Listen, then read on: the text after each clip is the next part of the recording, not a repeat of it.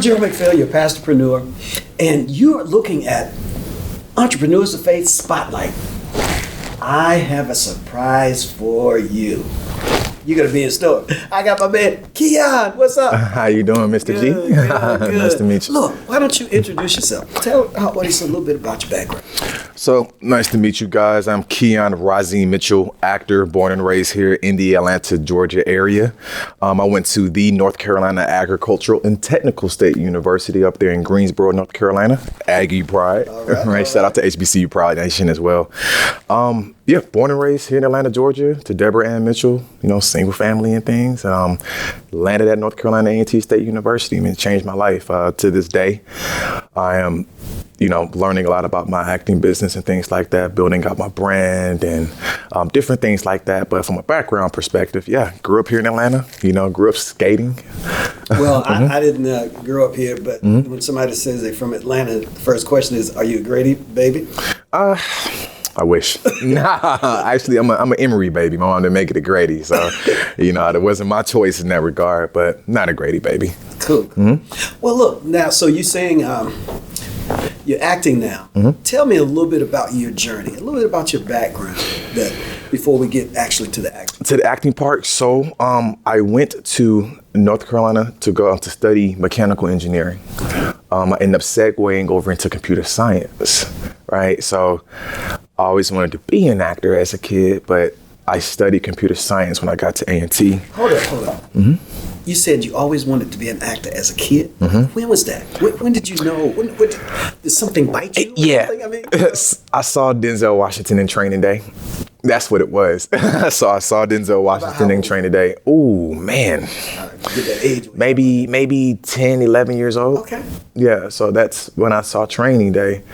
And I wanted to be an actor. I said, I can do that, two dark-skinned brothers or whatever. I figured that's something I can do. And but I didn't have the confidence. I didn't really grow up with the most confidence. My confidence was actually derived from my intelligence. I was in a STEM program in high school and such.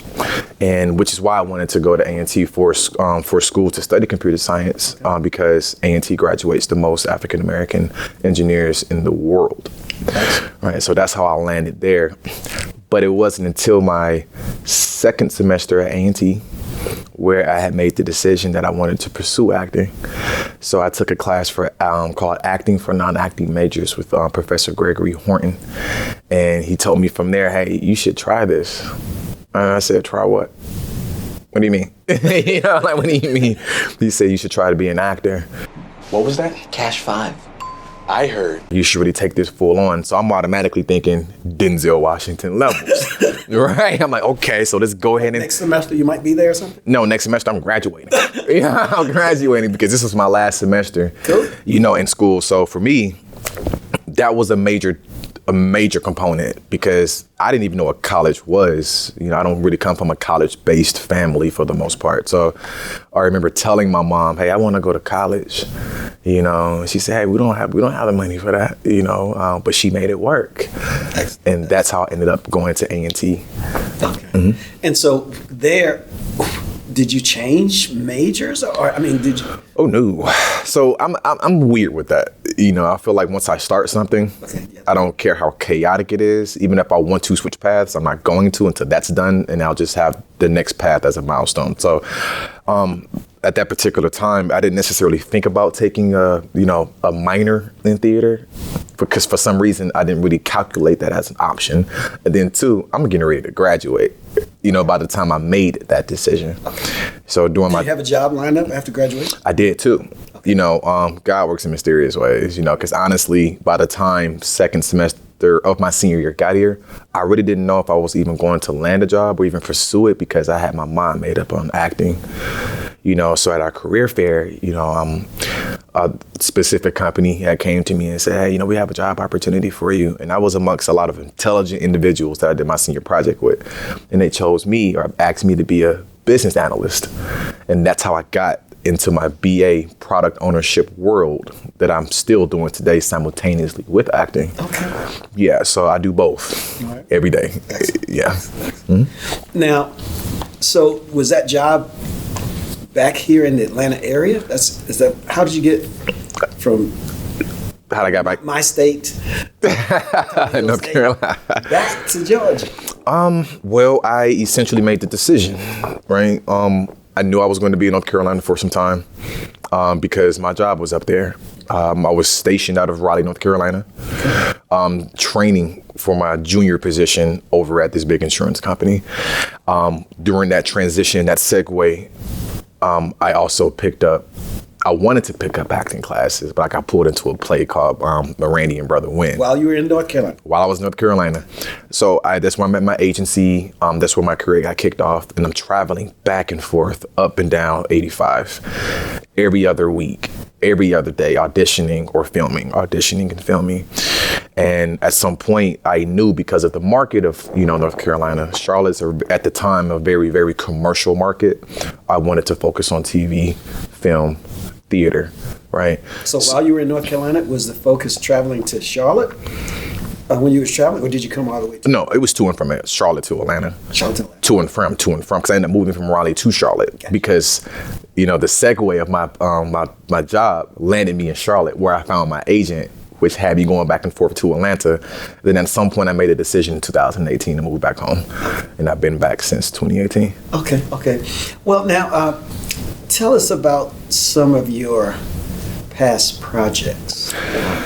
So my very first project. Some of the older. My very first project was the ESPN commercial. This is the moment we've been waiting for. It's now or never. We the future. Forget last season. Who's next?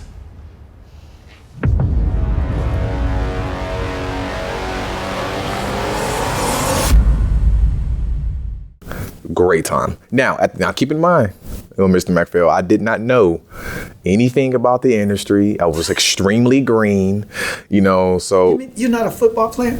No. Oh. But my first commercial, I was a football player. Wow. How about So my first commercial was ESPN. I played the opening commercial for all D1 high schools across the nation. It was their intro commercial or whatnot, that they would have for all of their major games for 2 years. So that kicked off my commercial side. And then my very next project, which was, we started filming that about maybe 2 months, or I auditioned for it about 2 months after I finished that ESPN commercial, was Almost Christmas with Danny Glover, Gabrielle Union, J.B. Smoove, Kimberly Elise, Nicole Ari Parker, Carrie Hilson. Oh my, it was a gigantic cast, and I had the opportunity to play young Walter, which was the younger Danny Glover in Almost Christmas.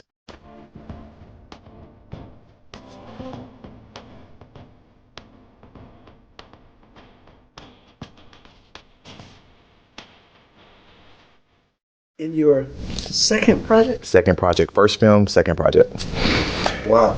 I just want to know. Mm-hmm. Did you find your head swelling up a little bit, or were you cool? No, I was terrified.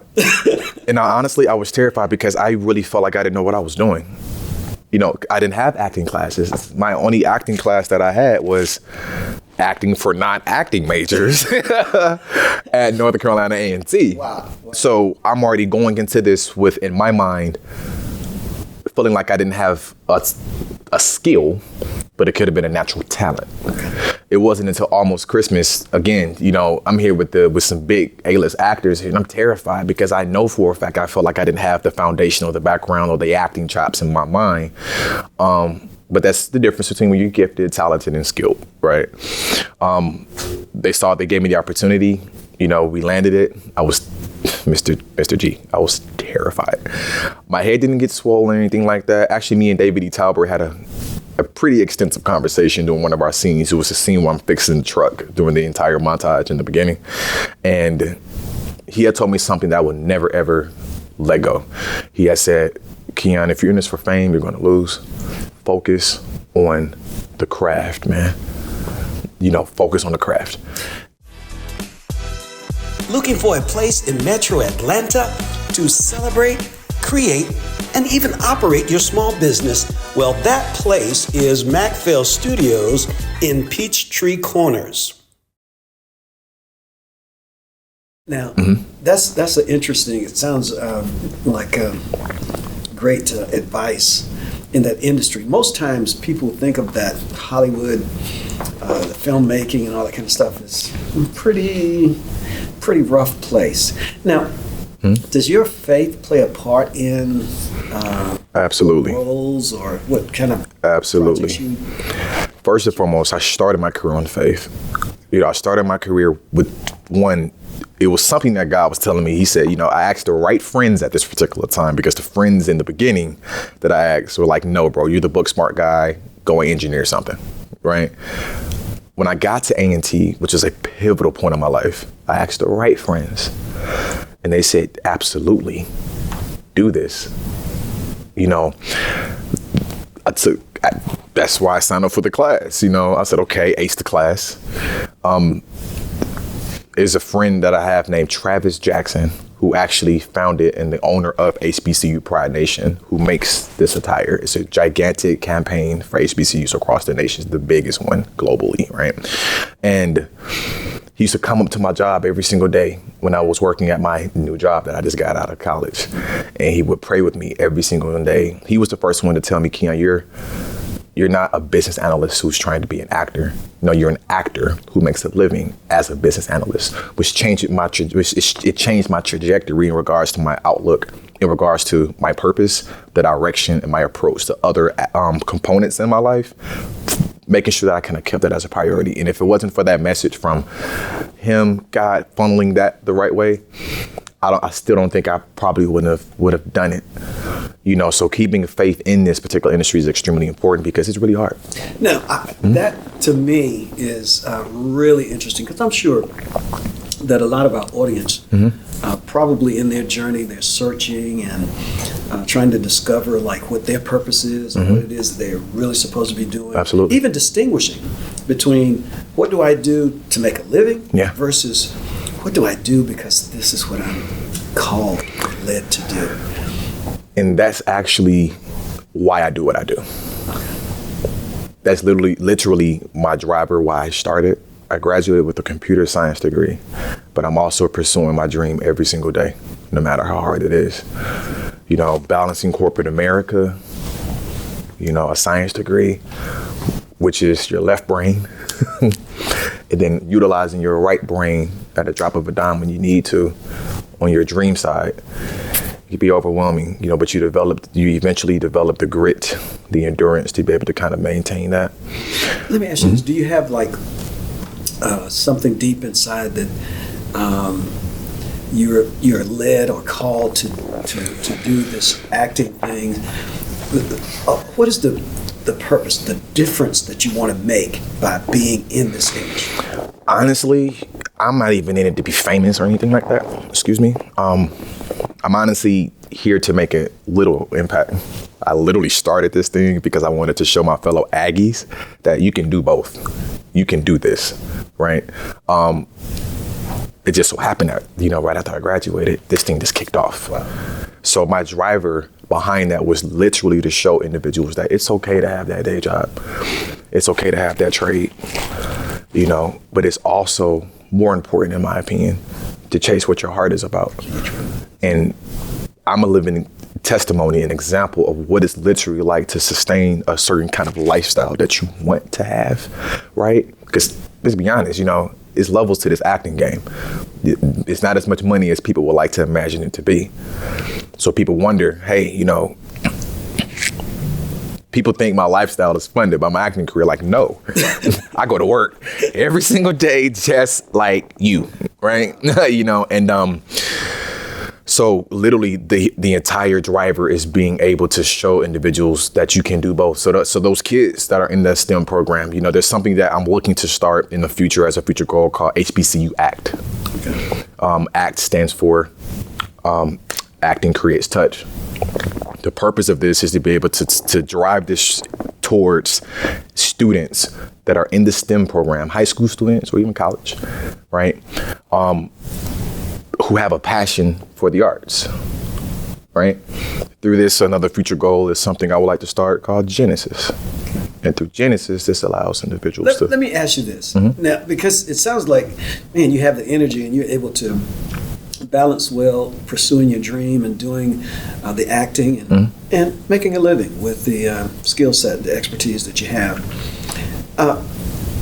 in this acting field, I think you said, if I heard correctly, that you may have some God-given, some natural talent and that kind of thing. Do you still have to go to classes to, Yes. Get better at that craft? And so you add that in with also auditioning and doing those kind of things as well as working? How do you balance that? I don't know. Honestly, don't know. I literally was talking to my boy Travis about this last night. I don't know. But I don't know if it came from pledging, Alpha Phi Alpha Fraternity Incorporated. I watched my mom do it all by herself every single day. I know what 24 hours in a day can look like. I've also learned how to make things work for me, right? I've learned, even in the corporate space, COVID did something. I've been working from home theoretically, since 2014, but I've also learned that you can be extremely productive in 5 hours of a day and utilize those other hours for other things, right? So between acting classes, and yes, I'm a firm believer that if God gives you a gift, you have to train it, right? So between acting classes, trying to start businesses that we've discussed, right? Mentoring my God brothers, Emerging 100 of Atlanta. I'm also a part of that, which is a subsidiary of the 100 by the Men of America, doing what I can there. Then my personal time that I rarely get to myself. Wow. And of course the corporate life and also chasing a dream full time. It can be a lot, but time management is extremely important because you have to understand where to give your time to, who to give your time to, and also create a village around you of people that are supportive of you, that understands what you have going on and supports it. You may have friends, right? Oh, you never have time, this, and the third, or whatever that looks like. Your real friends are people that are around you that really support what you have going on, understand that dynamic. You guys just pick up, you guys left off, and you still make time for your friends and things like that. They're ingrained into your process. You want to make a difference with the idea, gifts, skills, and talents you have been given by God. But your entrepreneurial journey has been challenging and often frustrating. We invite you to be a part of the Entrepreneurs of Faith community at McPhail Studios. Contact us today and discuss how you can be supported to make the difference you were made to make. EntrepreneurSofFaith.com. Look, I don't know if I'm going back to like my childhood thinking, but I would imagine that I'm not the only one, and our audience want to know like a secret or two. Okay. Because people wonder about this Hollywood thing and like how people can, their personality can be one way, and then all of a sudden they can just switch and they can do so tell me like a secret or a key that you use to be able to get into character or. Okay. What's one of your? So I studied. All acting is living truth under imaginary circumstances. Oh, say that again. Living in truth under imaginary circumstances. The secret, unless you're specifically getting into character acting, we're talking about your Samuels of the world, right? The secret of it in that statement of, living your truth under imaginary circumstances is living your truth under an imaginary circumstance. What would you do in a situation like this? What makes it so special, what makes it so dope is everything that's the life that's being created around that truth that you're living in that moment. So when you're on set, for instance, you're doing take 1, take 2, take 3. If you're living in the truth, whether that's how you're feeling at that moment, the environment, what you're getting from your partner or your castmates, is one thing if I'm telling you, I'm not having a good day, Mr. Gerald. It's another thing versus, look, I'm not having a good day. You are resisting arrest. I don't want to turn off this body cam and end up on the news losing my job for shooting a hard-headed bastard who won't listen. All right? Do we really need to do this? Okay. It's two different energies that you might receive it differently. 90% of acting is receiving what your castmate is giving you and actively listening. Okay. All right, So slow down. we're gonna we can get into this now. Don't get me going. I might be getting in a little little deep for myself, but when you are living your truth in an imaginary circumstance, is that different from being a character actor? So like where you're given this situation that you're supposed to be a certain way. It's kind of yin and yang in my opinion. I have yet to perform a specific character. Well, no, can't say that yet. Lovecraft Country, right? Lovecraft Country. I can't necessarily say that there's a gigantic split hard line between there, in my opinion, right? You know, and the bigger pros can teach me this when we get to that point, right? You know, but in my opinion, humbly, is that when it comes down to character acting, yes, you're taking on a different life. There are things that go into that. Does this particular character have any kind of physical ailments that you need to consider? Does this person speak a certain type of way? Does he have certain habits that he does when he's nervous? You create that, right? And even in those creations, there's still a piece of you that's a part of that. It gets a little psychotic. Well, it gets in scripted shows, do you have to have a great memory? I mean, how do you, when somebody write all this stuff that you're supposed to say, and then they turn the camera on, it's like, how do you remember? Well, how do you get all that in that character or being your... The script is the guide. Okay. Right. I don't know if you've ever seen those things where you have the script in comparison to what's being filmed side by side. There's some improvs in there. Okay. Improvisation in there, right? There's also decisions that we make as actors to say, you know what, this line doesn't make sense. But the script is just a path towards the story. Once you get an understanding of what the story is, that's when it gets really funny. You can kind of play, especially when you're working with a strong cast. Okay. Well, you know what I mean? Thank you. I know I went a little deep. No, you're fine. To get some of those, you're absolutely some of those okay. tips and some of those keys. And the interesting thing is, I think that our audience, whether they become an actor, find themselves in different situations, and I think some of the secrets or some of the keys that actors practice can actually be useful in people's lives. Absolutely. Sometimes people go in a situation where they have to do a presentation, and maybe they're not the extrovert. And so, you know, some of the things you're saying will help them to, you know, present themselves and, you know, out of their normal character. So that's a little bit of why I asked that. Now, with you, you began to tell us a little bit about some of the future projects or that kind of thing. Before you get there or leading, you want to drop some other projects that maybe you've been a part of to give us or the kind of work that you've done? So two of my favorite, well, I have a lot of favorite projects. Lovecraft Country on HBO was exciting. You know, Misha Green, J.J. Abrams, you know, the team.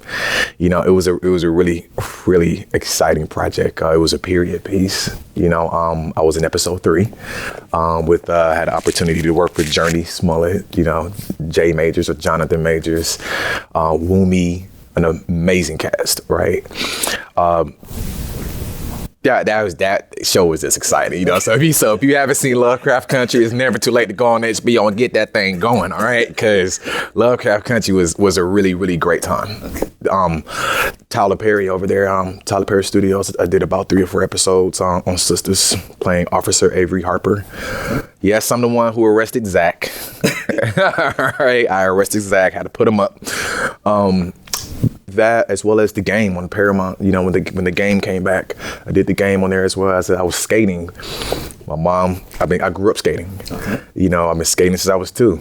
I might go tomorrow night. You know, so I grew up skating.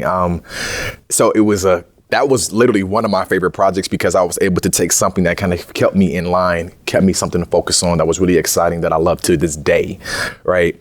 And do it in a TV show. Oh, yeah. Easy. Yeah. Oh, yeah. You know, so I was literally the guy skating around while everybody's trying to get their stuff together. I'm going to go out here and skate.